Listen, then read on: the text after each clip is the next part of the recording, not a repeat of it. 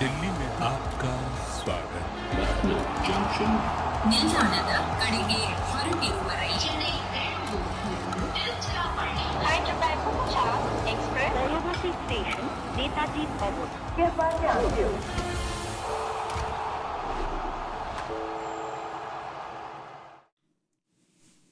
Hello and welcome. You're watching Voltas presents Cricbuzz Live. Bangalore was put into bat at Chinnaswamy Stadium by Riyan, Parag and his Rajasthan Royals. And they have put up a mighty score of 205. Now you may think 205, Chinnaswamy, Bangalore? Well, it doesn't seem mighty, but it does when you put in context the fact that they've played 3 games here and their scores have all been less than 160 odd. So yeah, they'd be very happy with this batting effort. I'm Gaurav Kapur, with me Shaun, Pollock and Harsha Bhogle. First up, we need to address the elephant in the room. You said I know you're bursting with excitement, Mr. Bhogle. Your guess was 203 for the score. It came to 205. Let's give you a big round of applause. Well done. Cricbuzz. I dedicate this win to Mr. Pommy Bangwa. Yeah. Because he sledged you last night on the show. Go back and watch the show from last night. And you also said the elephant in the room. I've got the memory of an elephant. Yeah, well done. You have.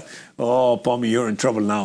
But I'll tell you who else is in trouble. Rajasthan's in a bit of trouble, Polly, because this on this surface, because we have to explain this context to people, because the first 10 overs, this was not the Chinnaswamy track we're used to seeing. And we talked in the show how they need something big and substantial to defend, so the bowlers have now got that. I'd be very surprised if they can't defend that.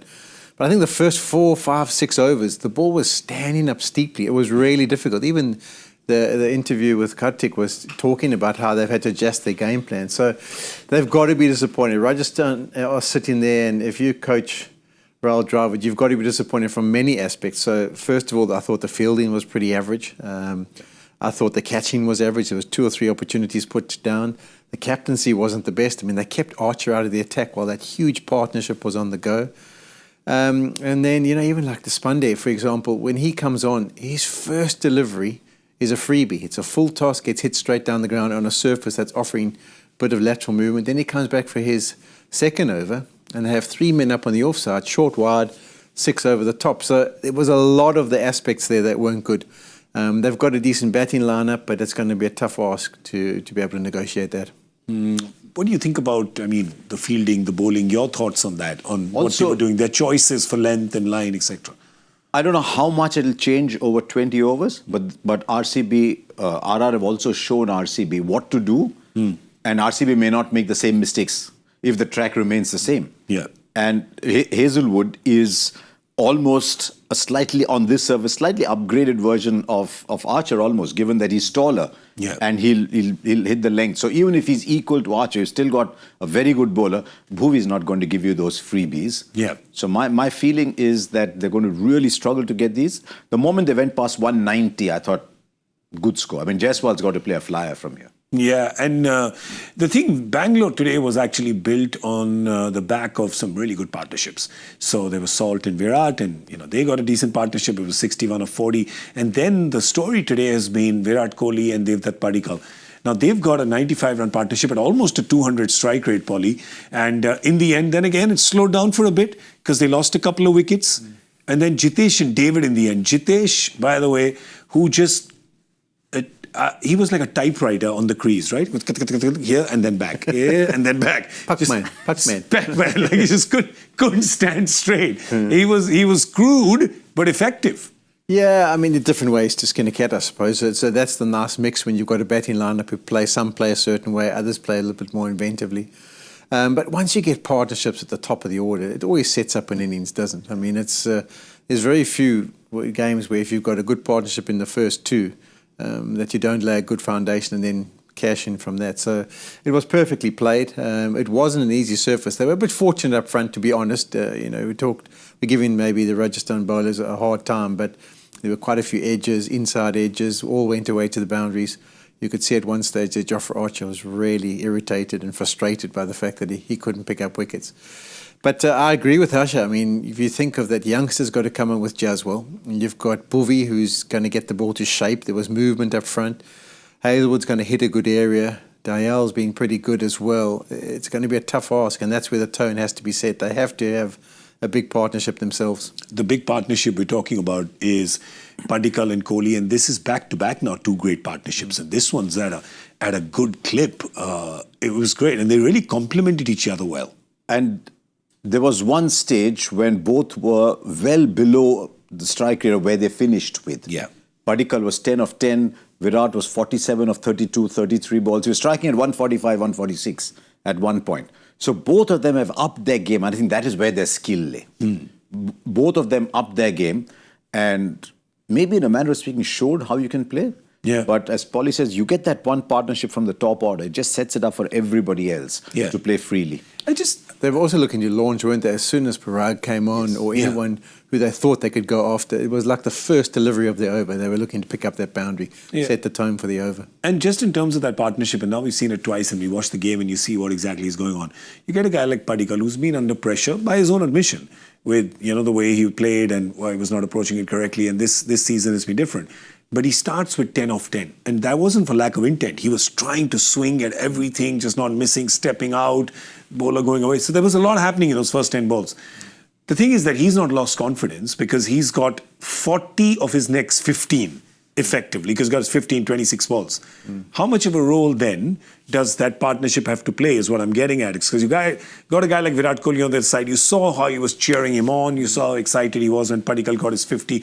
It's got to help when you've got a senior player on the other side telling you, don't worry about it, buddy, you got this. Yeah, you do mature individually, so you probably go back and analyse the season and go, hey, there's time to make things up. But it is massive when you've got a player of the like of Kohli the other side and he's coming down between deliveries and say, hey, don't worry, it's going to be fine, we'll pick up, just remember who's got to come. Parag might have to bowl an over, or we can go ask to Despande or something, like just some words of advice just to calm him down, just say, hey, it's not the end of the world, just hang in there, your time will come. And it did. And the reason I'm bringing this up is because just that celebration, there are some moments in a game where you watch and the cricket is not being played at that time, but it just tells you a lot, right? And I think just Virat's celebration when Padikkal got to his 50, but that's where this conversation is coming. And you don't even know, because we don't get to see between overs. Yeah. We don't know what's happening between overs, what the conversations between Virat and Padikkal are. Yeah. Could well be Virat telling him, look, just watch out, you do this, let's do this. And when that comes to fruition, both of them are very happy. So you can understand why he's very happy. Yeah. But also that partnership, they're aware that once they get going, it's not as easy for the new player coming in. True.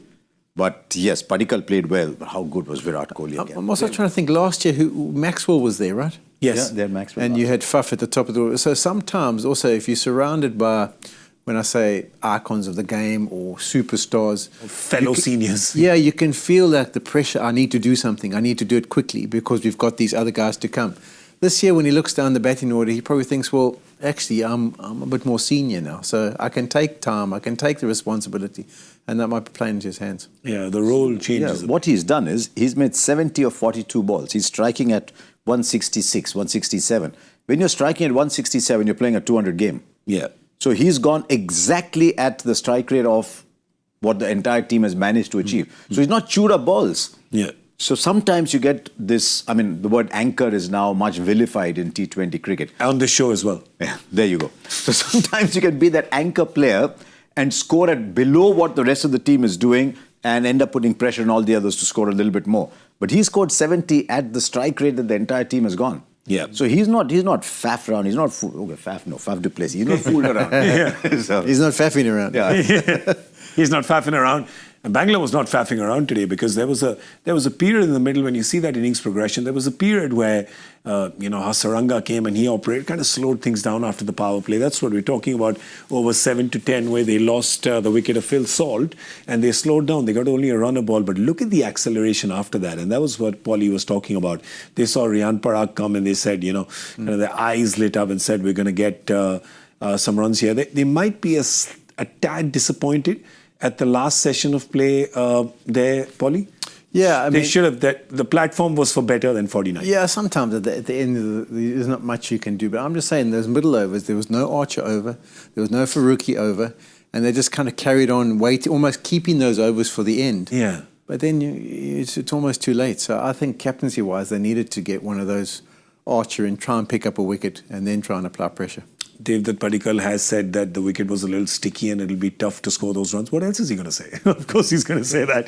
But the Rajasthan bowlers, let's see what their report card looks like today. Doesn't look very pretty for a few of them. It looks slightly better for some of them.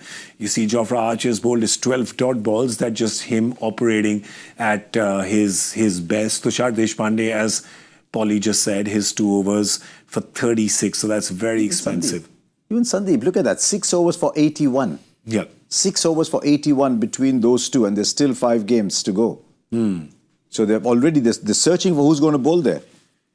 Yeah, they're both out of form. Now, last time Sandeep Sharma went for 27 in an over. Yep. That eventually ended up costing them the game. True. So now they're really struggling in the middle overs. I think that is the reason they've gotten Fazalak Farooqi over Tikshana. Because they wanted that additional seamer to give them some control. Yeah. Because they're not getting much from their 2 India seamers. Yeah, but they don't bowl him his whole quota. Right, so that's what you're saying, right? That there's just a few. He's got few skills. misses there. Farooqi's got some unbelievable skills, mainly with a new ball. But even his slower balls and some of the other deliveries he can bowl, in those middle overs he can still be effective. So Yeah. I can't believe he didn't come. We were really, we were expecting it actually at the Combox that you'll get maybe over 12th or 13th from Jofra Archer. The fact that it didn't happen just allowed Bangalore to dominate that middle phase. All right. Well, Rajasthan has to come out and now get 206 to win. Remember, they're in a spot of trouble on this points table because they're down at number 7. But Bangalore, if they win this game, they go up to number 3. Yes. So life is good for them. I mean, once again, can they jump up? Yeah, they'll go to 12 anyway. I mean, they could jump up. They're jumping up above Delhi would require a big win. A big win. They'd have to bowl them out for like 100 or something. May not even be that much. May not be that much. Yeah. I never understand the calculations. I'm just guessing. But what also, when you look at the table, if we can maybe pull it back there, often it's been 14 points that have kind of got you in. I think this year might be slightly different because 8, 9 and 10 have only got 4 points. Yeah. There's very few occasions where we've seen 3 teams after 8 games have only won 2 apiece, and Kolkata 3 of 8 as well. Yeah. So you might need to qualify with 16 this year. 16, I think, and I think 16 might also get a net run rate to decide. So because some of those teams are look at Gujarat. Basically, when you look at Gujarat and Delhi, you're saying if you can win 4 out of 6, now I know that's a big if, they can actually get to 18. Right? Yeah. So it could get a little tricky. But anyway, that's still far away right now. We look at the Rajasthan batters and we see who... But the fact is that if they need to win, they have to ensure that they don't leave 9 runs for the last over, right? Because when that happens, they lose, right? So they can't do that. Maybe and they've got to ensure that Hetmyer comes in with more than 12 balls left. Fair. He always seems to come in right at the end. Would you bat Nitish Rana at 3? We spoke about this yesterday, the kind of form that he's in. Yes, I would definitely bat Nitish Rana at 3. I think it's looking like a little too high for Riyan Parag. So I'd definitely bat Rana at 3. A number he's batted successfully before. He's got upwards of 400 runs a season batting around those numbers. Yes, absolutely. So I'd bat him at 3, get Riyan Parag at 4, and then Hasaranga and Jurel. Not Hasaranga, Hetmyer and Jurel. Yeah. So even Hetmyer 5, Jurel 6, I don't mind. Because Hetmyer has looked like he's going to score runs. He's always running out of deliveries. Yeah. So maybe even Hetmyer at 5. But the test is going to be for Chubby Cheeks Raghuvanshi. Yeah. Suryavanshi? Vaibhav is Suryavanshi or Raghuvanshi? No, he's Suryavanshi. We're all. He's Suryavanshi. That's why I've been saying. Suryavanshi. See, that's a better way of remembering. Yeah. I gave you such a good memory aid. So yeah, Suryavanshi is going to be batting with Jaiswal. The 2 youngsters. It's a test for him. Jaiswal makes Jaiswal look old. But yeah, it's a test for him because he's coming up against Bhuvi and Hazelwood. And also, and Hazelwood will bowl great lengths. The one thing you can always know with Hazelwood, he's not going to lose his length. He might go for runs because if you hit him from a good length ball, but he's not going to lose his length. But here's the thing, right? He probably will be bowling at a length that this 14-year-old perhaps has not been tested at in domestic cricket. Yeah, that's always the ask. I mean, you don't get people bowling high 140s that often in domestic level. Unless he's played Archer a lot in That's what I was going to get to. Is in the nets and maybe in some practice he would have faced Archer, which would be great preparation. But you just got to feel that even Jaswal plays that little ramp shot beautifully. So I think that might be an area that they're looking to score and use the bounce rather than trying to fight the bounce and use the pace. Okay. Can they do it? Can Rajasthan do it? Will Bangalore stop them? I don't think they can do Advantage? it. No? Advantage Bangalore? Definitely. Okay. For you as well? I think it's in Bangalore's pocket. They'll have to pick it, Rajasthan. Okay. You never know. We've seen a few heists happen before. Leave aside pickpocket. You need a Bilbo Baggins to creep in and pull it out. Oh, look at you with the Lord of the Rings reference. I like it. It was my textbook in school. Oh. The Hobbit was a textbook. Went and ruined it now. I thought you'd like read it now in your free time. You're like, oh, I was studying it. But it goes so far back that to me remembering it itself is good. Terrible. All right. Okay. We got to go because Gandalf is about to come bowl us over.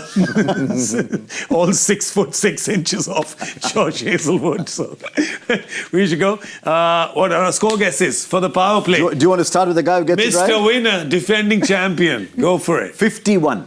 51. What's yours? 47. 47. What's up with you guys? What have you It's seen? going to be too hard. Yeah? Okay, I'm gonna go... 49. No, I'm gonna go higher. Yeah. I'm actually gonna go 60. Round 60. Okay. There you go. Doing 60.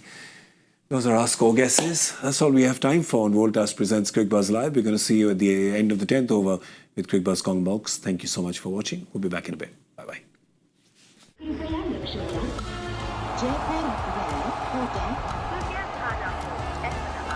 Delhi में आपका स्वागत Lucknow Junction, ನಿಲ್ದಾಣದ ಕಡೆಗೆ ಹೊರಟಿರುವವರೇ Chennai Flight to Bengaluru Express, Railway Station, Netaji Bhogle.